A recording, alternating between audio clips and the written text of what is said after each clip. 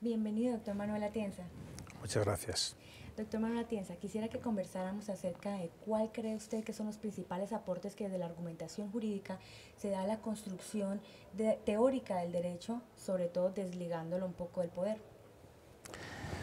Bueno, poner el énfasis en la argumentación y la resolución argumentativa de los problemas quiere decir descartar otras maneras de solucionar los problemas no argumentativos que implican recurrir al poder, el poder coactivo, el poder psicológico, etc.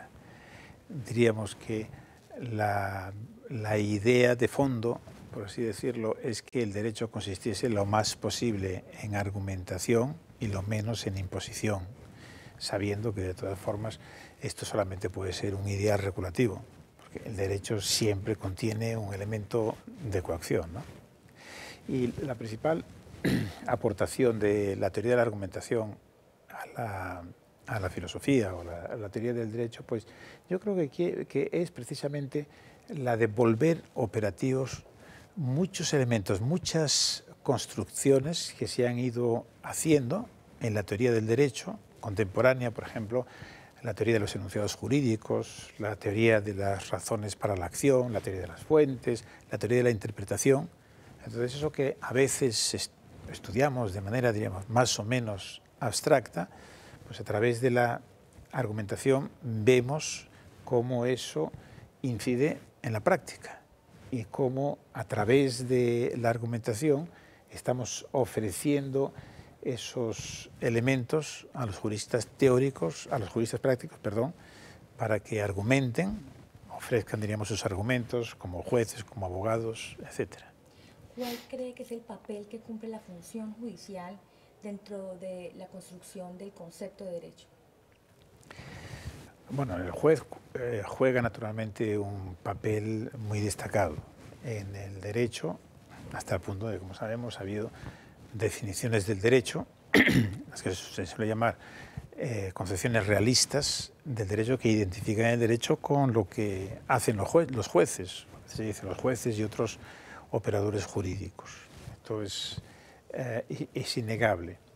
Ahora, entre nosotros esto es algo relativamente nuevo, porque podríamos decir que en el mundo anglosajón el derecho ha solido verse más bien desde el punto de vista judicial, mientras que en nuestra tradición de derecho continental romano-germánico, pues más bien tendíamos a ver el derecho desde el punto de vista del legislador o desde un punto de vista de un teórico del derecho, etc. Entonces, un cambio que se ha producido efectivamente es poner en el centro de la escena a los jueces, ¿no?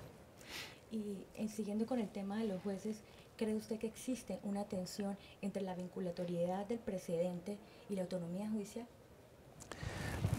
No, creo que no. Muchas veces decimos esto. Probablemente sea porque justamente nosotros tenemos esta cultura jurídica, esta tradición que nos dice que los jueces pues aplican el derecho, lo crean los legisladores y que los jueces la única dependencia que tienen será entonces del legislador y no de los demás miembros de la jurisdicción. Y claro, como el precedente implica una vinculación de los jueces por parte de los criterios de los que serían sus superiores, ¿no? Se dice esto. Pero claro, basta sencillamente con darse cuenta de que si esto fuera así, pues entonces en aquellos países, en el mundo anglosajón, donde el precedente tradicionalmente ha sido considerada como una fuente del derecho y fuente vinculante, querría decir que no eran independientes, pero esto naturalmente no tiene mucho sentido, ¿no? El Estado de Derecho, como sabemos, surge precisamente ahí, ¿no? Sí. Profesor, quisiera que me permitiera señalar, al menos según su criterio, cuáles serían los principales desafíos que nos presenta la constitucionalización del derecho. Significa, yo creo, que un cambio bastante radical, y de ahí que, por ejemplo, se hable de un nuevo paradigma.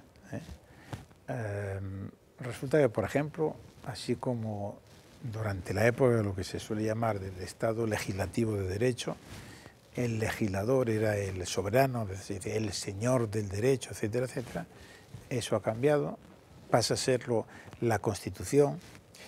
La Constitución resulta que es un documento que contiene no el tipo de pautas características de las leyes, sino algunos de los elementos son iguales a los que teníamos antes, pero se incluyen también otros enunciados muy distintos, que son los enunciados de principio y los enunciados de valor.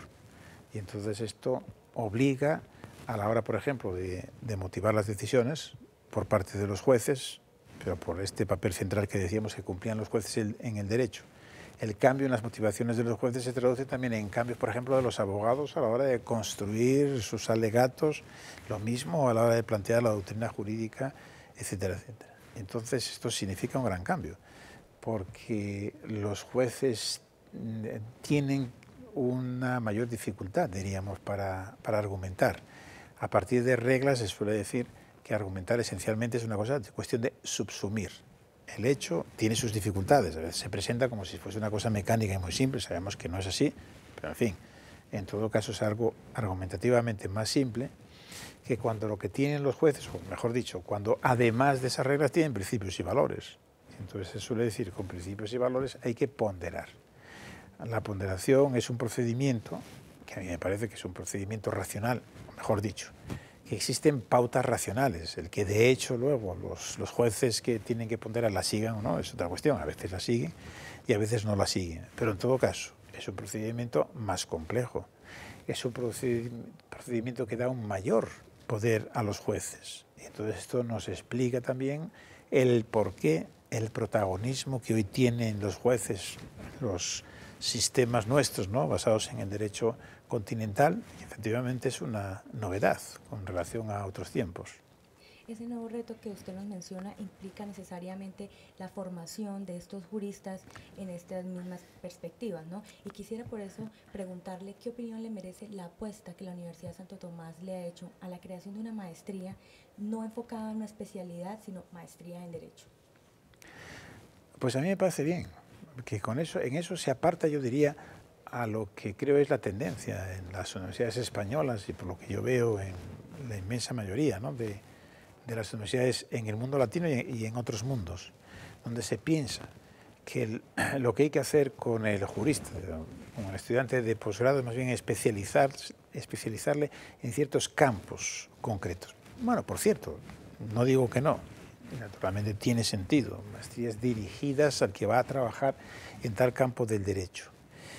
Pero en realidad creo que es más importante el darle una formación general, o sea, darle los instrumentos teóricos que verdaderamente le van a permitir que luego ya se especialice él en ese campo concreto y pueda resolver adecuadamente los problemas, ¿no? O sea que quizás esa maestría general en el derecho podría ser una especie de maestría base y a partir de ahí pues, podrían surgir otras ya especializadas.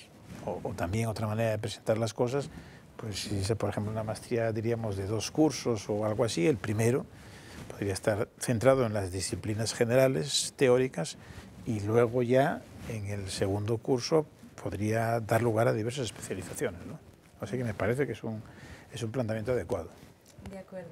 Profesor, para nosotros, para la Universidad de Santo Tomás y para la Facultad de Derecho, es un placer que haya aceptado nuestra invitación. Muchas gracias.